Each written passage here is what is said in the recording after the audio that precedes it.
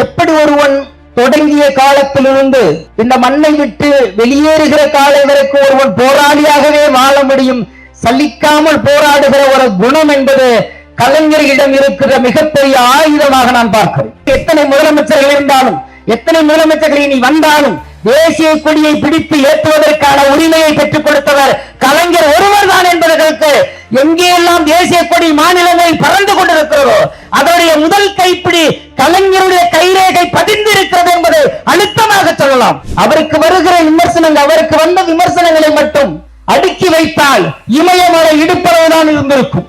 அவ்வளவு விமர்சனங்களையும் வாங்கிக் கொண்டு ஒரு மனிதரால் எப்படி சற்றும் குறையாமல் சோய்வறியாமல் இந்த மக்கள் பணியை ஆற்ற முடியும் என்பது தெரியவில்லை. இன்றைக்கு ஒரு விமர்சனத்தை கூட தாங்க முடியாமல் படபடத்து போகிற தலைவர்களை நாம் பார்த்துக் கொண்டிருக்கிறோம். கவியரசு வைரமுத்துக்கும் பா விஜய்க்கும் கிடைத்த வாய்ப்பு எனக்கு கிடைக்கவில்லை. அவர் அருகில் உட்கார்ந்து அவருடைய இலக்கியத்தை கேட்க எந்த சந்தர்ப்பமும் கிடைக்கவில்லை. அவர் கடைசியாக எழுதிய உளியின் ஓசை, பொன்னர் சங்கர் போற படங்களில் என்னுடைய பாட்டும் இருந்திருக்கு. ஆனால் அப்போது நான் எதிர்கூடாரத்தில் இருந்தேன். ஆனாலும் இசையமைப்பாளரிடமும் இயக்குநரிடம் அவர் சொன்னது, நல்ல கவிஞன் இருக்க வேண்டிய இடம் எது, கூப்பிட்டு பாட்டு கொடுங்கள் என்றால் எனக்கு சூப்பரா இருக்கு. அம்மா, எனக்கு இதோட சீக்கிரம் தெரியும். Chocolate sweetened condensed milk from Milky Mist. Aachi Masala. எந்த சமையலும் ருசி தேடும் ரகசியம். 20 ரூபாய். தமிழகத்தில் அரசியலில் எத்தனையோ தலைவர்களை இந்த தமிழ்நாடு பார்த்திருக்கிறது. அரசியல் தலைவர்கள் என்றால் ஒன்று மக்களை சந்திப்பதும், வாக்குகளை வாங்குவதும், ஆட்சி அமைப்பதும் அல்லது அதிகாரத்தை கைப்பற்றுவது மட்டுமே ஒரு தலைவருக்கான முக்கியமான தகுதியாக பார்த்துக் கொண்டிருந்த காலகட்டத்தில் ஒரு தலைவன் மட்டும்தான் தன்னுடைய 14 வயதில் இருந்து போராளியாக இந்த களத்தில் குதித்தான் என்றால் அதுதான் முத்தமிழறிஞர் கலைஞருடைய இவ்வளவு பெரிய ஆளுமைக்கான ஆளுமையாக நான் பார்க்கிறேன். அவருடைய சாதனைகள் எல்லாம் உங்களுக்கு தெரியாதது அல்ல, பட்டியலிடலாம். எல்லோரும் அதை பட்டியலிடத்தான் இருக்கிறார்கள். ஆனால் என்னுடைய பார்வை, எப்படி ஒருவன் தொடங்கிய காலத்திலிருந்து இந்த மண்ணை விட்டு வெளியேறுகிற காலம் வரைக்கும் ஒருவன் போராளியாகவே வாழ முடியும், சலிக்காமல் போராடுகிற ஒரு குணம் என்பது கலைஞர்களிடம் இருக்கிற மிகப்பெரிய ஆயுதமாக நான் பார்க்கிறேன். நண்பர்களே, அவரை வெறும் அரசியல் தலைவராக மட்டுமே நாம் அடையாளப்படுத்திவிடக் கூடாது. ஒரு கலைக்குள் இருக்கிற அரசியலை கண்டுபிடித்தவர் அவர். ஒரு எழுத்துக்குள் இருக்கிற அரசியலை கண்டுபிடித்தவர் அவர். ஒரு சமூகத்துக்குள் இருக்கிற அரசியலை கண்டுபிடித்தவர் அவர். இங்கே சமத்துவத்துக்கான அரசியலை கண்டுபிடித்தவர் அவர்.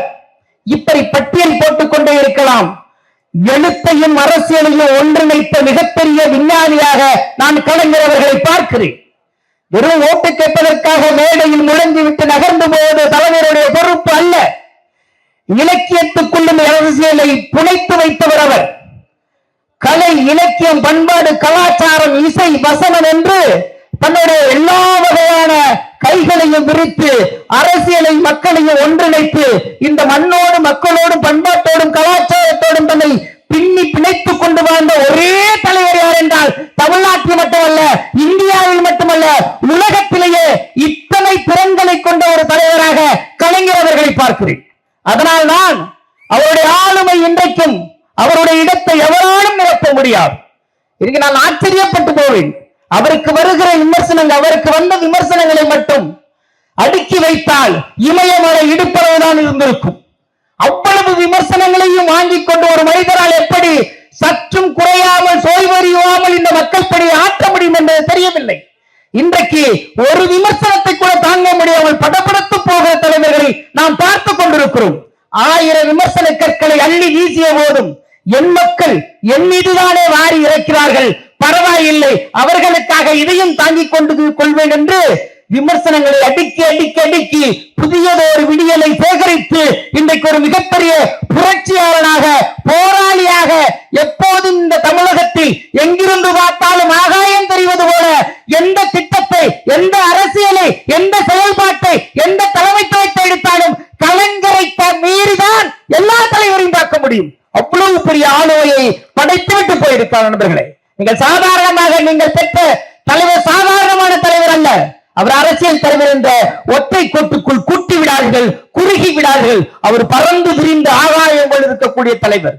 ஆனால் அவர் மீது பட்ட அந்த விமர்சனங்களை எல்லாம் அவர் தாங்கி தாங்கி கொண்டு தன்னை செதுக்கியதுதான் இந்த திராவிட கழகத்துடைய ஆணையராக நான் பார்க்கிறேன்.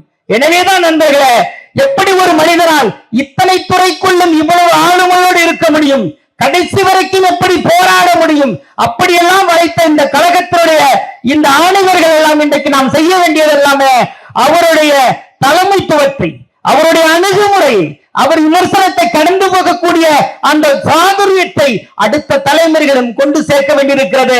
அப்படி கொண்டு சேர்ப்பதுதான் கலைஞர் அவர்களுக்கு நாம் செய்கிற மிகப்பெரிய மரியாதை. எதிரிகளையும் பாராட்டுவது என்பது கலைஞரிடம் மட்டும்தான் இருந்தது. எதிரிகளுடைய திறன்களையும் பாராட்டுவது என்பது கலைஞரிடம் மட்டும்தான் இருந்தது. எத்தனை எதிர்ப்பு இருந்தாலும் ஒருவனிடம் திறமை இருந்தால் அவனை எக்காரணத்திலும் தவறவிடக் கூடாது என்பதற்காக அருகில் வைத்துக் கொண்டு தன் எதிர்ப்புகள் தன் மீது எரிக்கப்பட்ட அத்தனை விமர்சனங்களை தூக்கி போட்டுக் கொண்டு அவரை பக்கத்தில் வைத்துக் கொண்டு வளர்த்துவிட நினைப்பவர்தான் கலைஞர். அப்படி வளர்ந்தவர்கள் தான் இன்றைக்கு தமிழ்நாட்டில் இருக்கின்ற அநேகமான எழுத்தாளர்களும் இலக்கியவாதிகளும்.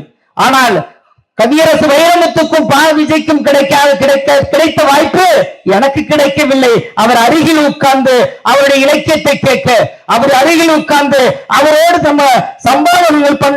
சம்பவங்களை பேசி தீர்ப்பதற்கான எந்த சந்தர்ப்பமும் கிடைக்கவில்லை. ஆனால் நான் அவரிடம் எப்படி இப்படி ஒரு குணம் படைத்தவரை சந்திக்காமலே போய்விட்டோம் என்று எனக்கு ஒரு வருத்தம் இருந்தது நண்பர்களே. அதை இந்த மேடையில் முதலாக நான் பதிவு செய்கிறேன். அவர் கடைசியாக எழுதிய ஒளியின் ஓசை, பொன்னர் சங்கர் போற படங்களில் என்னுடைய பாட்டும் இருந்திருக்கு. ஆனால் அப்போது நான் எதிர்கூடாரத்தில் இருந்தேன். ஆனாலும் இசையமைப்பாளரிடமும் இயக்குனரிடம் அவர் சொன்னது, நல்ல கவிஞன் இருக்க வேண்டிய இடம் எது, கூப்பிட்டு பாட்டு கொடுங்கள் என்றால் எனக்கு அவ்வளவு மகிழ்ச்சி. ஒரு பக்கம் இருந்தாலும் இப்படி நேசிக்கக்கூடியவரை ஒரு முறை கூட நம்மால் பார்க்க முடியவில்லையே என்ற ஏக்கம் இன்று வரைக்கும் இருந்து கொண்டிருக்கிறது. அந்த ஏக்கத்தை எல்லாம் இப்பேற்பட்ட மேடைகளில் தான் தீர்த்துக் கொள்ள வேண்டியிருக்கிறது. அந்த கடமைக்கு நன்றி சொல்லவும், அந்த அன்புக்கு நன்றி சொல்லவும், அந்த தலைமைத்துவத்துக்கு நன்றி சொல்லவும் தான் இந்த மேடையில் நின்று கொண்டிருக்கிறேன் தலைவர்களே. எனவே நாம் பெற்ற தலைவர் சொன்னாங்க நமக்கு முன்னாடி பேசும்போது, இந்தியா முழுக்க எத்தனை முதலமைச்சர்கள் இருந்தாலும், எத்தனை முதலமைச்சர்கள் இனி வந்தாலும் தேசிய கொடியை பிடித்து ஏற்றுவதற்கான உரிமையை பெற்றுக் கொடுத்தவர் கலைஞர் ஒருவர் தான் என்பதற்கு எங்கேயெல்லாம் தேசிய கொடி மாநிலங்களில் பறந்து கொண்டிருக்கிறதோ அதனுடைய முதல் கைப்பிடி கலைஞருடைய கைரேகை பதிந்து இருக்கிறது என்பதை அழுத்தமாக சொல்லலாம். அந்த மாதிரி இன்றைக்கு சமத்துவமாக இருக்கட்டும், இன்றைக்கு கோயில்களில் அனைத்து மதத்தினரும் அர்ச்சகராக முடியும் என்பது ஒரு மிகப்பெரிய சமத்துவத்தை விதித்தவர். எல்லா வகையிலும் சிந்தித்தாருங்க, அவருக்கு மட்டும் சிந்திக்கல. 1000 விமர்சனம் தூக்கி போடுங்க, கடவுளையை விமர்சிக்கிற கலைஞரை விமர்சிக்காதா என்ன, தூக்கி போடுங்கள். ஆனால் விமர்சனங்களை கடந்து ஆகாயம் போல் உயர்ந்து இருந்த அந்த மனிதனுடைய புகழாரத்தை அடுத்த தலைமுறையிடம் நாம் கொண்டு சேர்க்க வேண்டும். அதுதான் திராவிட கழகத்தினுடைய முதல் பணியாக இருக்க வேண்டும் என்று கூறி விடைபெறுகிறேன். நன்றி, வணக்கம்.